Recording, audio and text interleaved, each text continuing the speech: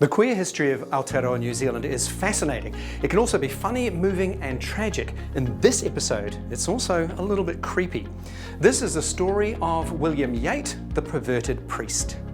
Reverend William Yate first arrived in New Zealand in 1828. His mission was to study the Māori language and convert Māori to Christianity. He stayed for 7 years and then returned to England, where he met King William IV and printed a manuscript of his time in New Zealand. In 1836, he set sail again for New Zealand aboard the Prince Regent. During the voyage, he shared a cabin with the third mate, Edwin Denison. Fellow passengers were horrified, but Yate claimed it wasn't uncommon for men to sleep in the same bed. When the ship reached Sydney, he began living with Denison and also shared a bed with another sailor called Dick Deck. Yes, his name was Dick Deck. This scandalised Sydney, and things became worse for Yate when stories of his exploits during his earlier time in New Zealand began to surface. An inquiry into Yate was begun by the Bishop of Australia, and testimony from young Māori men was sent over from New Zealand.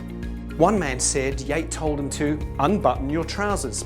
When asked why, Yate replied, "In order to masturbate each other." A man called Philip Tohi said, "Mr. Yate took my hand and dragged me on his bed. And we took hold of each other's penis. I cannot count how many times I went to him." Another man claimed, "When I was a little boy, he saw my penis and said it was no bigger than a rat's tail, and we masturbated." What's interesting about the testimony was at the time Māori were perfectly okay with homosexuality. It was when they were exposed to colonisation and converted to Christianity that those attitudes changed. However, all of this evidence horrified Yate's fellow missionaries, and they want him to be tried and hanged. But despite the stories of mutual masturbation and oral sex, the inquiry couldn't find him guilty because it couldn't be proven that Yate had committed the mortal sin and crime of buggery. Also at the time, New Zealand was not part of the British Empire and therefore was outside the jurisdiction of British justice. Yate insisted he was innocent, but it didn't make a difference. The missionaries wanted him gone, they kicked him out, they burnt his possessions, and worse still, they were so full of vengeance, they shot his poor horse. Now, William Yate wasn't the only one engaging in sexual activity. There were others, and some of the missionaries were preying on young Māori girls as well. As a result of all this, the mission issued the following decree in order to stamp out depravity.